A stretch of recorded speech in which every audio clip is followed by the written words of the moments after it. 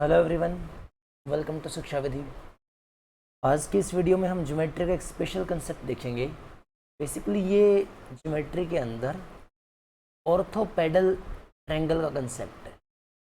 ऑर्थोपेडल triangle का मतलब होता है जो ऑर्थो सेंटर बनता है एल्टीट्यूड से, उस एल्टीट्यूड के जो पॉइंट्स हैं उन फीट से, उनके कदमों से एक नई ट्रायंगल बनाना। तो ये ऑर्थोपेडल ट्रायंगल है जो अपने आप में ज्योमेट्री का एक स्पेशल कंसेप्ट है। बेसिकली आपने हाई लेवल ज्योमेट्री अगर पढ़ी है तो आप इसको रिकॉल कर पाएंगे, अदरवाइज एकदम से मतलब कर पाना पॉसिबल नहीं है। तो काइंड ऑफ आप ये मान सकते हैं कि आपको नए नोट्स बनाने हैं ज्योमेट्री के एक इस एस्पेक्ट से। देखो इसमें क्या, D E F are the feet of perpendicular from the vertices A B and C respectively. दो एंगल बता रखे हैं, एक एंगल निकालना है। इसमें काफ़ी सारी चीज़ें पूछी जाती हैं, काफ़ी सारी। हो सकता है आप में से कईयों ने इसको कहीं से पहले देख भी लिया हो। आज हम इसका डिटेल्ड एनालिसिस करेंगे एक बार, ताकि अगली बार इसमें से अगर कोई और चीज़ भी पूछ ली जाए तो हम वेल अवेयर्ड रहें पहले से ही, ठीक है। और इसका कंप्लीट एनालिसिस करने के लिए जो नीडी प्रूफ है मैं उनको ऐड करूँगा इसके अंदर। यहाँ इसने कहा कि देखो ए डी एक परपेंडिकुलर ये है, बी दूसरा परपेंडिकुलर है, सी एफ तीसरा परपेंडिकुलर है, और जहाँ ये इंटरसेक्ट करते हैं हम जानते हैं वो पॉइंट ऑर्थो सेंटर होता है, ये ऑलरेडी पता है। अब इसने कहा कि एंगल बी से जाना है ई पे और ए से आना है डी पे। चलिए ऐसे गए, ये पार्टिकुलर एंगल में 24 बताया गया है। फिर ये कहता है बी से जाओ एफ पे और एफ से जाओ ई पर। ये कंप्लीट एंगल जो है ये 110 बताया गया है। ई बी एफ पूछ रहा है, ई बी एफ ये एंगल कितना आएगा। जिनको ये कंसेप्ट आता है उसको इसका आंसर डायरेक्टली याद भी होगा, और इसमें और काफ़ी सारी चीज़ें हैं जो पूछी जाएंगी। ये डायग्राम इसने बनाया है, इसमें और चीज़ें होती हैं। तो सबसे पहले आपको एक बेस डायग्राम देता हूँ इसका, जो आपको परमानेंटली याद रखना है। बेस डायग्राम आप पूछोगे सर याद कैसे रखना है, तो उसके लिए हम पोस्टमार्टम करेंगे, पूरा चिंता नहीं करनी। मैं इस क्लास को कल लाइव करने वाला था, बट वही कुछ टेक्निकल इश्यूज़ आपको बताए, लाइव नहीं कर पाया। मैं अपलोड कर रहा हूँ अभी, आप पूरा देखना। कोई डाउट हो तो टेलीग्राम या व्हाट्सएप के थ्रू मुझसे शेयर कर लेना, फील फ्री टू शेयर। देखो ज़रा, इस पर काम कर रही हैं अभी। ये बेस डायग्राम है। बेस मतलब मैं इसके अंदर सारी वैल्यू आपको फिट करके दे देता हूँ। अगली बार अगर एग्जामिनर ने इसमें से कुछ और भी आपसे पूछ लिया तो आप इंस्टेंटली इसका आंसर कर सकें। इस क्वेश्चन को एक बार कैट लेवल में टच किया गया था, फिर डायरेक्टली एसएससी सीएचएसएल में पिक हुआ। सीएचएसएल के बाद क्वेश्चन का लेवल शायद एसएससी वालों को ज़्यादा पसंद आ गया, तो उन्होंने सीजीएल वगैरह में हर जगह इसको डालना स्टार्ट कर दिया आफ्टर दैट, ठीक है। अगर ऐसा कोई डायग्राम बना है और ये एंगल अगर आपका एक्स है तो आपका ये एंगल भी एक्स ही होता है उस कहानी में। अगर आपका ये वाला एंगल इधर वाई है तो इधर भी आपका वाई ही होता है, और ये वाला एंगल अगर आपका जेड है इधर भी आपका जेड ही होता है। एक चीज़ दूसरा, x plus Y plus Z, ये वैल्यू ऑलवेज 90 रहती है। लेकिन ये बेसिक ट्रायंगल की बात आप कर रहे हो, ऐसे बोलोगे ऑर्थोपेडल ट्रायंगल तो क्रिएट ही नहीं हुई इसमें। चलिए ऑर्थोपेडल ट्रायंगल क्रिएट करते हैं। ये होते हैं फीट ऑफ परपेंडिकुलर, इनको पकड़ेंगे तो डी ई एफ एक नई ट्रायंगल क्रिएट होगी। ये है ऑर्थोपेडल ट्रायंगल। इस ऑर्थोपेडल के अंदर इधर y और z है तो ये दोनों x कहलाएंगे, इधर x और y है तो ये दोनों z कहलाएंगे, x और z है तो ये दोनों एंगल y बन जाते हैं। ये आपका बेस डायग्राम है, इसे आप स्क्रीनशॉट ले लें या नोट्स में ऐड कर लें, और साथ में ये वाली प्रॉपर्टी याद रखें जो यहाँ लिखी गई है। आपको कि सर अगर इतना है, मतलब कुछ प्रूफ नहीं पता पर हाँ इतना है, आइडिया लग गया, तो फिर तो इस क्वेश्चन में कुछ बना ही नहीं ना जो यहाँ उसने पूछा था। आप कहते कि मैं तो ये जानता ही 24 है तो 24 आएगा, और ये एक ट्रायंगल है, इसके तीनों एंगल का सम 180 होना चाहिए, तो इधर 76 बचेगा, सॉरी 76 46 बचेगा। 110 तो है ही, 70 और बनना है तो इन दोनों को जोड़ देते हैं और 46 आपका आंसर आ जाएगा ईबीएफ का।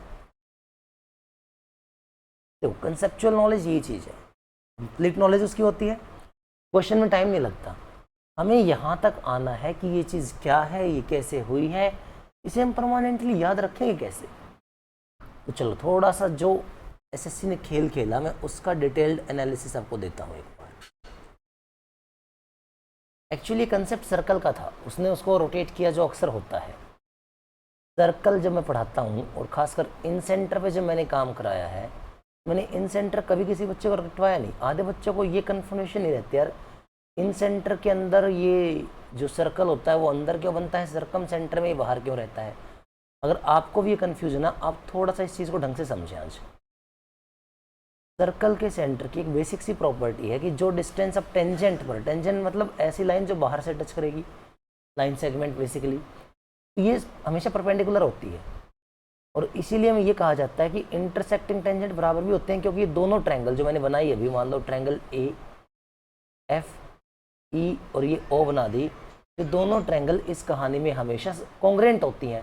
कॉमन रेडियस, कॉमन साइड, एक राइट एंगल, कॉन्ग्रेंट हुई तो ये एंगल अल्फा होने पर ये एंगल अल्फा हो जाता है, यानी ये एंगल बाइसेक्टर की लाइन होती है। और इस तरीके से मैं तीनों साइड से खेल खेल सकता हूँ, तीनों साइड से एंगल बाइसेक्टर की लाइन ही बनेगी।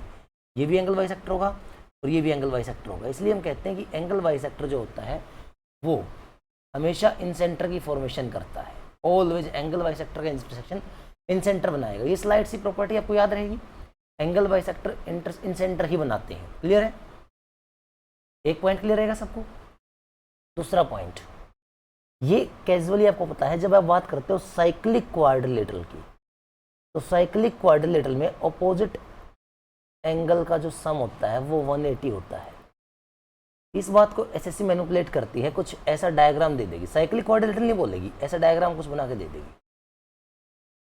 बोल देंगे ये एंगल 70 है, ये एंगल 110 है, ठीक है, और इसके नाम में लिख देता हूँ ए बी, मान लो ये सी है, ये डी है, और ऐसा कुछ मिला देंगे, वो ये वाला एंगल बता दो, ऐसा कुछ पूछ लेंगे, कुछ और एंगल बताकर आपसे, ठीक है, ये कितना आएगा ऐसा बोल देंगे आपको, और ऐसा मिला रखा होगा साथ के साथ।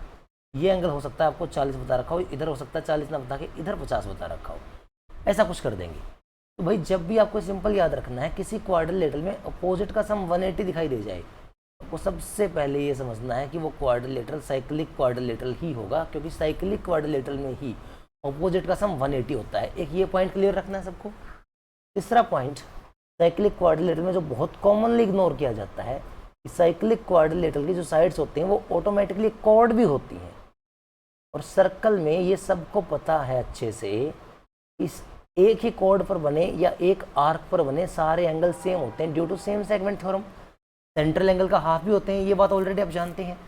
और इसी प्रॉपर्टी पर सेंट्रल एंगल का हाफ होना, ये कहा जाता है कि डायामीटर के ऊपर जो एंगल बनेगा वो हमेशा 90 बनेगा, क्योंकि डायामीटर सेंटर पर 180 एंगल बनाता है, तो डायामीटर पर हमेशा 90 का एंगल बनता है। इतना वार्म अप रहेगा, ये चीज़ें काफ़ी रहेंगी, ठीक है। अब आप कहोगे सर ऐसी बात है तो हमारी समझ में कुछ कुछ आ रहा है कि एग्जामिनर ने कोई खेल खेला हुआ है हमारे साथ, जिसको हम पहले नहीं पकड़ पा रहे थे, बट अब हमारी समझ में आ गया कि अगर ये एंगल यहाँ 90 है और इसी पे लाइन पे ये एंगल भी 90 है, तो इसका मतलब हर हाल में ये जो BC है वो किसी एक सर्कल का डायमीटर रहा है। तभी तो एक डायमीटर पर दो एंगल हमें 90 के मिल रहे हैं। ऐसा कुछ खेल एग्जामिनर के माइंड में था। आपने कहा ऐसी बात है, चलिए क्यों ना हम इसके बेस डायग्राम को अलग से बना के देख लें भाई, ताकि प्रॉपरली क्लियर हो जाए। टाइम लगेगा थोड़ा समझने में, पेशेंस रखना, क्योंकि बेस्ट ऑफ द प्रूफ है। मैंने कहा ठीक है, एक सर्कल बनाओ, सर्कल का डायमीटर बनाओ, और ये कहो कि डायमीटर के ऊपर जो एंगल बनेगा वो कितना बनेगा, तो आप कहेंगे साफ साफ सर ये हमेशा 90 बनेगा, ये भी हमेशा 90 ही बनेगा, ऐसी बात है। चलिए ठीक है, अब मैं दूसरे पॉइंट पे आ जाता हूँ। मान लो डायमीटर का नाम मैंने BC दे रखा है, इस पॉइंट का नाम E है, इस पॉइंट का नाम F है, मैंने इसको मीट करवा दिया। आप कहेंगे ये जो FB है ये एक कॉर्ड है, yes, FB is a cord. इस FB कॉर्ड पर जो एंगल यहाँ बनेगा इस एफ बी कोड पर, वही एंगल यहाँ बनेगा। इतनी बात समझ में आई सबकी? आप हो yes sir, same segment theorem का प्रूफ है। इसका मतलब तो ये बना भाई कि अगर इधर एंगल x है तो इधर भी कितना आएगा x, और ये इधर देखो ना बेटा, ये भी तो एक कोड बन गया ना सिमिलरली। इधर एंगल अगर y है तो ये भी कितना बन गया y। आप हो यस सर ये सही है। तो फिर आप समझ गए कि ऐसी बात थी, तो ये बिल्कुल ठीक लिखा हुआ था। इधर x था तो इधर x बिल्कुल ठीक लिखा हुआ था, कोड पर बना एंगल ही था ये, और इधर y था, ये इस y की वजह से यहाँ लिखा हुआ था, और ये वाला x इसकी वजह से लिखा हुआ था। आपने कहा सर ऐसी बात है, तो फिर तो हम इसको डायमीटर मानकर AC को एक सर्कल बना लेंगे और जेड वाला ही प्रूफ कर देंगे, इधर जेड तो इधर जेड आएगा। बिल्कुल ठीक। आप कहेंगे यस सर ये भी ओके है। तो अब बात है ये इंटरनली कैसे बचे, तो अब आपको याद आएगी, मैंने आपको इन सेंटर प्रॉपर्टी बताई थी ट्रायंगल डी। देखो मैं थोड़ा हाईलाइट कर देता हूं इसको। अब आपको याद आएगी इन सेंटर प्रॉपर्टी।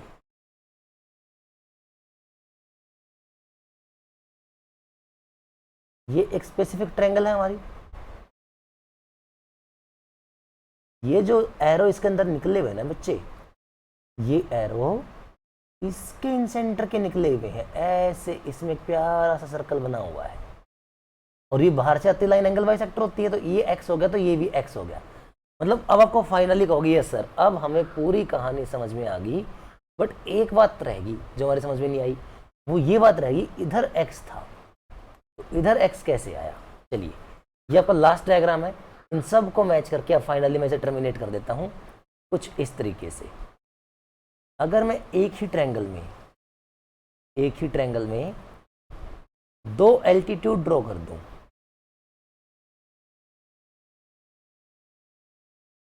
तो ये एंगल अगर B है तो ये एंगल 90 माइनस बी होगा, और ये वाला भी 90 माइनस बी होगा। तो आपने कहा सर सही बात कही आपने, ये x होगा तो इसका मतलब ये भी x होगा। तो भाई तीसरी ड्रॉ करते ही ये y होगा तो इधर y आ जाएगा, ये z होगा तो घूम के इधर z आ जाएगा। आपने कहा सर सारा डायग्राम क्लियर हो गया अब तो, ठीक है।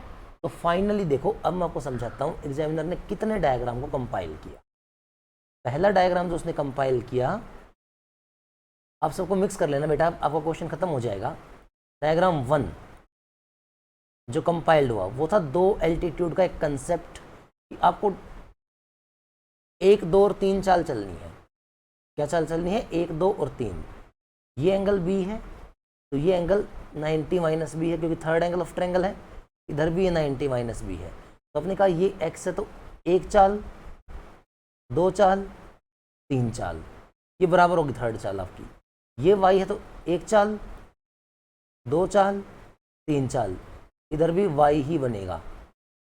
और ये z है तो 1 चाल, 2 चाल, 3 चाल, इधर भी z ही बनेगा। तो आपने कहा कि पहला डायग्राम तो एग्जामिनर ने ये वाला उठाया और कन्फर्मली इसको मर्ज कर दिया ऑर्थोसेंटर प्रॉपर्टी से। ये तो हमारी समझ में आ गया बहुत अच्छे से कि 3 एल्टीट्यूड मिलते ही हर तीसरी चाल का एंगल बराबर होता है। इधर x है तो 1, 2, 3 करके इधर x आएगा, ये y है तो 1, 2, 3 करके यहाँ y आएगा, और ये z है तो 1, 2, 3 करके इधर z आएगा। बिल्कुल सही। दूसरा आपने कहा कि सर्कल से हमारी समझ में आ गया, क्योंकि BC पर ये भी 90 और BC पर ये भी 90। तब कहोगे सर फिर तो BC हर हाल में एक डायमीटर था जहां ये दोनों एंगल 90 90 बताए गए थे। आप कहेंगे यस सर अब बहुत हद तक हमारे क्लियर हो रहा है। ये BC था, ये पॉइंट उसने एग्जामिनर ने E मान रखा था, और ये पॉइंट क्या मान रखा था बेटा F। इनको मीट करवाने पर इस कोड पर बना एंगल पहले x दिखाई दे रहा था तो ये भी x हो गया, इस वाले कोड पर ये y दिखाई दे रहा था तो ये भी y हो गया। तो आपने कहा सर बिल्कुल सही कहा आपने। अब हमारी समझ में आ गया कि ऑर्थोपेडिक ट्रायंगल में अगर ये x था तो इसकी वजह से ये भी x हो गया, और ये y था इस कोड पर तो उसकी वजह से ये भी y हो गया। तो भाई तीसरा एंगल फिर क्या बचा आपका? z और z ही बचा, y और x ही बचा।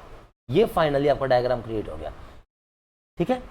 अब इसे लास्ट में मैं एक बार कंपाइल करके फिर देता हूँ आपको।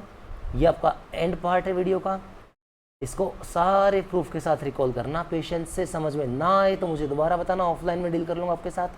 ऑनलाइन वाला कोई स्टूडेंट है सिर्फ ऑनलाइन देखता है, उसको प्रॉब्लम हो तो बेटा कमेंट करके बता देना, हम उसे फिर से टैकल करेंगे। फाइनली आप कहोगे सर अब आप कैसा भी डायग्राम बना दो, हम आंसर करने के लिए तैयार हैं। सबसे पहले 3 एल्टीट्यूड क्रिएट की जाएंगी, आप कहेंगे यस, इनके नाम रखे जाएंगे डी, ई और एफ, ये भी ठीक है। फिर आप कहेंगे सर अब हम जानते हैं अगले स्टेप में ऑर्थोपेडल ट्रायंगल बनाई जाएगी, मतलब तीनों परपेंडिकुलर के फीट को मैच करवाया जाएगा। हमने कहा ठीक है, आपने सही। फिर आप कहेंगे सर शुरुआत में हम 3 चाल चलेंगे, कितनी चाल चलेंगे? 3 चाल। चलो भाई 3 चाल। ये एंगल x 1, 2 और 3, मतलब आपको हमेशा 3 चाल ऐसे याद रखनी है, 1, 2, 3 बराबरी होगी, 1, 2, 3 बराबरी होगी, 1, 2, 3 बराबरी होगी, ऐसे याद रखना है इस चीज को। मैंने कहा ठीक है सर समझ गए। इधर से तीसरी चाल चलते हैं तो नीचे आएंगे और नीचे आगे इधर जाएंगे y मिलेगा, ये z है। इधर से तीसरी चाल चलते हैं तो ऊपर जाएंगे और इधर आएंगे z मिलेगा। आपने कहा बिल्कुल ठीक। अब आपने कहा ये कोड x बना रही है ना BF, तो BF यहाँ पे कितना बनाएगी? x। तो इन सेंटर एंगल बाइसेक्टर टेंजेंट वाली कहानी, ये भी x हो गया। आपने कहा ठीक है, इधर y बना, इधर जाके y बनेगा, तो इन सेंटर एंगल बाइसेक्टर y, और ये z बन गया तो फिर ये z बन गया। ये कंप्लीट डायग्राम था आपका। और x y z 90 क्यों है? क्योंकि x plus Y, y plus Z, Z plus X, angle के 3 एंगल है, 180 हाफ करोगे तो 90 मिल जाएगा। इसलिए मैंने कहा था x plus Y plus Z 90 भी होता है, तो कई बार इसमें ये प्रॉपर्टी भी यूज़ करवा ली जाती है। अब आप किसी भी टाइप के क्वेश्चन जितने CHSL कैट या सीजीएल में इस पे बेस आए हैं ट्राई करना, आपके बहुत ईजिली क्लियर होंगे। रिवाइंड करके वीडियो को दोबारा प्रूफ देखना, चीज़ें अच्छे से समझ में आएंगी। स्टिल कोई डाउट हो तो आप मुझे कमेंट करके बताना। Till then all the best to all of you, thanks for watching.